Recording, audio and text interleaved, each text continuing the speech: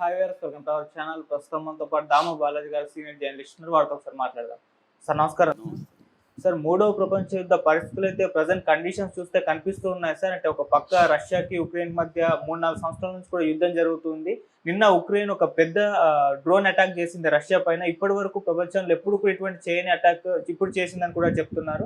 ఇప్పుడు రష్యా కూడా సిద్ధమైపోయింది దాడికి, ట్రంప్ కూడా చేతులు ఎత్తేసారని వార్తలు వస్తున్నాయి. ఒక పక్కేమో ఇండియా పాకిస్తాన్ మధ్య యుద్ధ వాతావరణం నెలకొనడం, అటు ఇజ్రాయెల్ పాలస్తీనా మధ్య ఎప్పటి నుంచో గొడవలు. సో ఓవరాల్ గా ఇవన్నీ కూడా చూసుకుంటే మూడో వరల్డ్ వార్ ఏమన్నా రావచ్చు అంటారా? మరి వచ్చే అవకాశాలు కనిపిస్తున్నాయా? వస్తే ఇండియా పాత్ర ఏ విధంగా ఉండబోతుంది? థర్డ్ వరల్డ్ వార్ సిచ్యువేషన్ అని మీద ప్రపంచవ్యాప్తంగా ఇవాళ చర్చ జరుగుతూ ఉంది. దీనికి ప్రధాన కారణం అంటే ఒక latest development. Already India Pak మధ్య వార్ సిచ్యువేషన్ అయితే కంటిన్యూ అవుతుంది. ఇటు ఇజ్రాయెల్ గాజా మీద దాడులు చేస్తూనే ఉంది. మరోవైపు మిడిల్ ఈస్ట్లో ఉద్రిక్తత, ఇరాన్లో కావచ్చు, యెమెన్ కావచ్చు, లేకపోతే లెబనాన్ కావచ్చు, ఈ దేశాల్లో అంతా ఉద్రిక్తత వాతావరణం ఉంది. మరోవైపు ఇప్పుడు కొత్తగా రష్యా ఉక్రెయిన్ మధ్య 4వ సంవత్సరం ఎంటర్ అయింది వార్ అనేది. దీంట్లో దాదాపు 10 లక్షల మందికి పైగా ఇప్పుడు ఇరువైపులా చనిపోయారు. ఈ రష్యా ఆల్రెడీ 20% ఉక్రెయిన్ భూభాగాన్ని ఆక్యుపై చేసుకునింది. ఈ నేపథ్యంలో ట్రంప్ జెలెన్స్కీ వీడియో మళ్ళీ ఒకసారి వైరల్ అవుతుంది. ఆ వీడియోలో ప్రధాన ఆస్పెక్ట్ ఏమంటే, ట్రంప్ ఏం చెప్తున్నాడంటే, ఉక్రెయిన్కి నీ దగ్గర కార్డ్స్ లేవు, కార్డ్స్ అయిపోయినాయి నీ దగ్గర, you don't have cards to play అని క్లియర్గా చెప్పాడు. సో దానికి తను సమాధానం ఇవ్వలేకపోయాడు. కానీ ఇప్పుడు నా దగ్గర కార్డ్స్ ఉన్నాయి అని చూపిస్తున్నట్టు, అది కూడా ఐ హ్యావ్ ట్రంప్ కార్డ్స్ అంటారు. మామూలుగా విన్నింగ్ కార్డ్స్ని ట్రంప్ కార్డ్స్ అంటారు. అలాగా పన్ అంటారు కదా, పియుఎన్, పన్ ఉపయోగించి ఐ హ్యావ్ ట్రంప్ కార్డ్స్ అని నిరూపించడం కోసం మొన్న రష్యా మీద ఉక్రెయిన్ డ్రోన్ అటాక్ అనేది చేసింది. ఈ డ్రోన్ అటాక్ అనేది ప్రపంచంలోనే అనేక యుద్ధాల్లో ఇప్పటి వరకు ఈ స్థాయి డ్రోన్ అటాక్స్ అనేది ఫస్ట్ టైం జరిగింది. దీన్ని రష్యా 1941లో అమెరికాలో ఉండే పెరల్ హార్బర్ మీద జపాన్ చేసిన అటాక్తో కంపేర్ చేస్తున్నారు. సో ఈ డ్రోన్ అటాక్ ఎలా జరిగింది, డ్రోన్ అటాక్ ప్లానింగ్ ఎలా జరిగింది, లాజిస్టిక్స్ ఏంటి, ఆ డ్రోన్స్ ఎలా ఉన్నాయి, తర్వాత రష్యాకి ఎంత నష్టం జరిగింది, ఎన్ని ప్లేన్స్ని ఎక్కడెక్కడ అది ధ్వంసం చేసింది, దానివల్ల రష్యాకి ఎందుకు రష్యా డిఫెన్స్ చేసుకోలేకపోయింది, రష్యా దగ్గర S-400 డిఫెన్స్ సిస్టమ్ మనం కూడా అదే వాడుతున్నాం, మరి అలాంటిది రష్యా ఎందుకు ఫెయిల్ అయింది, రష్యా ఇంటెలిజెన్స్ ఎందుకు ఫెయిల్ అయింది, 18 నెలల పాటు వాళ్ళు ప్రిపేర్ అయ్యి జాగ్రత్తగా చేస్తుంటే ఎందుకు పసిగట్టలేకపోయింది, సో ఇది అమెరికాకు చెప్పకుండా ఉక్రెయిన్ ఇంత స్టెప్ ఎందుకు తీసుకుంది, ఒక పక్క చర్చలు జరుగుతుంటే. సో ఈ విషయాలు మనం మాట్లాడుకున్నాం. ప్రధానంగా ఏంటంటే, ఇది 18 నెలల ఆపరేషన్ అని జెలెన్స్కీ ప్రకటించాడు. 18 monthsగా ఈ ఆపరేషన్ జరుగుతుంది. మామూలుగా మనకి రష్యా ఉక్రెయిన్ మధ్య వార్లో ఇప్పటి వరకు పైచేయి సాధించింది రష్యానే. ఎందుకంటే రష్యా కొన్ని విషయాల్లో second most powerful military super power అంటారు. అమెరికా తర్వాత సెకండ్ ఉంది, కొన్ని విషయాల్లో థర్డ్ ఉంది, అంటే చైనా తర్వాత ఉంది. సో ఏదేమైనా ఓవరాల్గా third most superpower, military superpower కంట్రీగా రష్యా అని చెప్పచ్చు. న్యూక్లియర్ వార్ హెడ్స్ ఉన్న విషయంలో మాత్రం నెంబర్ 1గా చెప్పచ్చు. దానికి ట్రయాడ్ ఫెసిలిటీ, న్యూక్లియర్ ఫెసిలిటీస్ అంటారు, ట్రయాడ్ సూపర్ పవర్ అంటారు. ట్రయాడ్ అంటే సర్ఫేస్ నుంచి న్యూక్లియర్ వెపన్స్ని ప్రయోగించగలదు, ఎయిర్ నుంచి న్యూక్లియర్ వెపన్స్ని ప్రయోగించగలదు, సీ నుంచి కూడా ప్రయోగించగలదు. ఈ ట్రయాడ్ న్యూక్లియర్ ఇది దానికి ఉందన్నమాట. ఇలాంటి ఒక బలమైన దేశం మీద ఒక బలహీనమైన ఉక్రెయిన్ ఎలా అటాక్ చేయగలిగింది అంటే, ఉక్రెయిన్ ఏం చేసిందంటే, దీన్ని అసిమెట్రిక్ వార్ఫేర్ అంటారు. అసిమెట్రిక్ అంటే ఈక్వల్గా లేని రెండు దేశాల మధ్య యుద్ధాన్ని అసిమెట్రిక్ వార్ఫేర్ అంటే. సిమెట్రిక్ అంటే ఈక్వల్గా ఉండదు, అసిమెట్రిక్ అంటే ఈక్వల్గా లేని. అటువంటి అసిమెట్రిక్ వార్ఫేర్లో యుక్రెయిన్ ఎంచుకున్నది ఏమంటే లో కాస్ట్ డ్రోన్స్. లో కాస్ట్ డ్రోన్ అంటే మన రూపాయల్లో చెప్పాలంటే ఒక 30,000 రూపాయల్లో కూడా డ్రోన్ వస్తుంది. ఆ 30,000 రూపాయల నుంచి మ్యాక్సిమం హై క్వాలిటీ డ్రోన్ అంటే 2 లక్షలు వేసుకోవచ్చు. అంటే 30,000 నుంచి 2 లక్షల విలువ చేసే డ్రోన్స్ను ఉపయోగించి $7 బిలియన్ నష్టాన్ని రష్యా కలిగించింది. ఇది చరిత్రలో ఎప్పుడు జరగలేదు.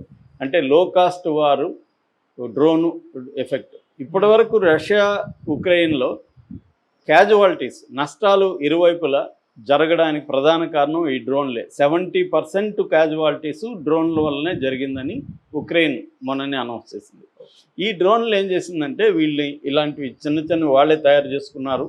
ఈ డ్రోన్లలో ఏముంటుందంటే ఆప్టిక్ ఫైబర్ పెట్టుకున్నారు, దాంట్లో ప్లాస్టిక్ కానీ మిగతా వాడకుండా ఆప్టిక్ ఫైబర్ పెట్టుకున్నారు. దాని తర్వాత దాంట్లో మదర్ బోర్డు ఉంటుంది, పైన బ్యాటరీ ఉంటుంది. ఆ బ్యాటరీ ఒక 30 మినిట్స్ వరకు బ్యాటరీ వస్తుంది. కింద ఏమో ఒక వార్ హెడ్ అంటారు, అంటే ఒక బాంబు అనుకోవచ్చు, మనం గ్రెనేడ్ అనుకోవచ్చు. అట్లా గ్రెనేడ్ లాంటిది కింద అటాచ్ చేస్తారు.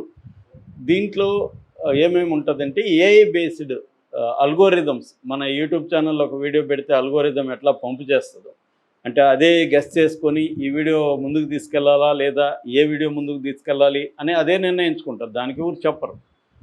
అది దానికి కొన్ని కోడ్ ఉంటుంది, కొన్ని ట్యాగ్స్. మనం అందుకనే SEO అంటాం, సెర్చ్ ఇంజిన్ ఆప్టిమైజేషన్.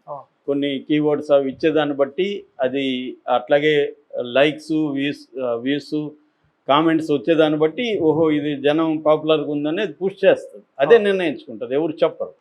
అలాగా ఈ డ్రోన్ కూడా ఏఐ బేస్డ్ కాబట్టి అదే నిర్ణయించుకుంటుంది. ఇతర డ్రోన్తో అదే కోఆర్డినేట్ చేసుకుంటుంది, అదే సిగ్నల్స్ పంపిస్తుంది. ఇవన్నీ అదే చేస్తుంది. దీన్ని ఏఐ బేస్డ్ అంటారు. అంటే దాంట్లో GPS ఉంటుంది. అట్లాగే యాంటీ జామింగ్, అంటే మనం జామ్ చేస్తారు. ఇప్పుడు మనకి జామర్స్ ఉంటాయి మన ప్రోటోకాల్స్లో. Z+ కేటగిరీ, Z కేటగిరీ వాళ్ళకంతా జామర్స్ పంపిస్తారు. జామర్స్ అంటే ఎవరైనా అటాక్ చేస్తే బాంబులు కానీ ఏమైనా ఉంటే వాటిని జామ్ చేసేస్తాయి. ఈ వెహికల్స్ ఉంటాయి, అవి పనిచేయకుండా చేసేస్తాయి.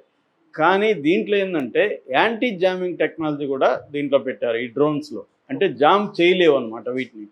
తర్వాత చిన్న కెమెరా ఉంటుంది, అది హై రెజల్యూషన్ కెమెరా. చాలా పైనుంచి కూడా కింద గ్రౌండ్లో ఉండే విజువల్స్ని తీసి పంపించగలదు. తర్వాత ఇది రిమోట్లో పనిచేస్తుంది. మొత్తం 117 డ్రోన్స్ని వీళ్ళు ఏం చేశారంటే మెల్లగా రష్యా భూభాగంలోకి తీసుకుని వచ్చేసారు, స్మగిల్ చేసేసారు. చేసినాక వీళ్ళు ఒక కొయ్యలతో, చెక్కలతో పెట్టెలు తయారు చేసి అవి కూడా పంపించారు. ప్రతి డ్రోన్ని ఒక చెక్క పెట్టెలో పెట్టారు. ఆ చెక్క పెట్టేది కూడా రిమోట్లో ఓపెన్ చేయొచ్చు, తలుపు అనేది. దానికి కూడా అదంతా సెట్ చేశారు, ఎలక్ట్రానిక్ ఇది. దాని రిమోట్లో ఇది ఓపెన్ చేయగానే డ్రోన్ పైకి లేసి వెళ్ళేట్టుగా ప్లాన్ చేశారు. దాని తర్వాత ఏమంటే రష్యాలో ఎక్కువగా పెద్ద ట్రక్ ట్రాఫికింగ్ ఎక్కువ ఉంటుంది. అందువల్ల వీళ్ళు ఏం చేశారు, ఆ మోడల్ ఎంచుకున్నారు. పెద్ద ట్రక్ని తీసుకొని ఆ ట్రక్కులో వీళ్ళు టాపులో ఒక చెక్కని ఇచ్చేసి దాని మీద డ్రోన్స్ని ప్లేస్ చేశారు.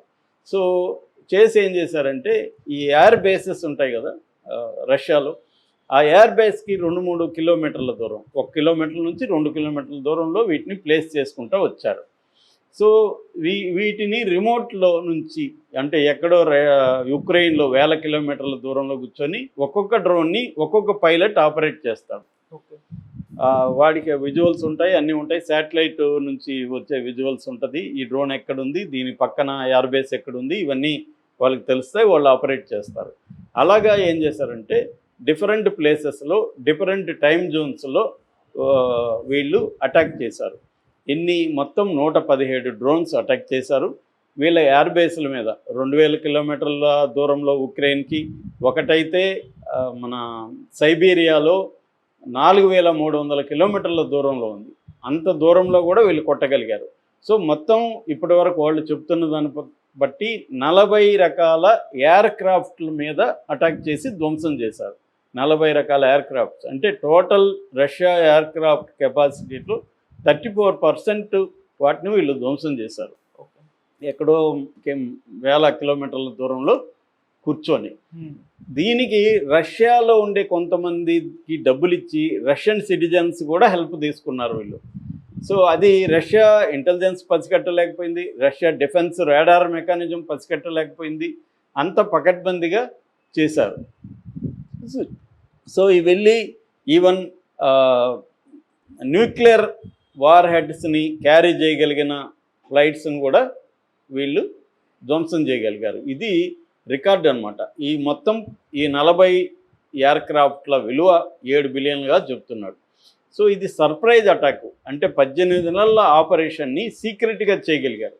దీని పేరు FPV అంటారు. ఈ FPV అంటే ఫస్ట్ పర్సన్ వ్యూ అంటారు. ఫస్ట్ పర్సన్ వ్యూ ఈ డ్రోన్స్, ఇవి జనరల్గా ఈ డ్రోన్స్ని ఏమంటారంటే UAV డ్రోన్స్ అంటారు. అంటే అన్మ్యాన్డ్ ఏరియల్ వెహికల్స్. ఈ అన్మ్యాన్డ్ ఏరియల్ వెహికల్స్ అంటే దాంట్లో వీళ్ళకి ఒకవేళ డ్రోన్స్ని కూల్చినా కూడా వీళ్ళ మనుషులు ఎవరు చావరు. ఇప్పుడు కూడా దొరికినారని చెప్తున్నారు. దొరికింది ఎవరు? రష్యా పౌరులే దొరికారు. వాళ్ళ భాషలో వాళ్ళు ద్రోహులు, దేశద్రోహులు.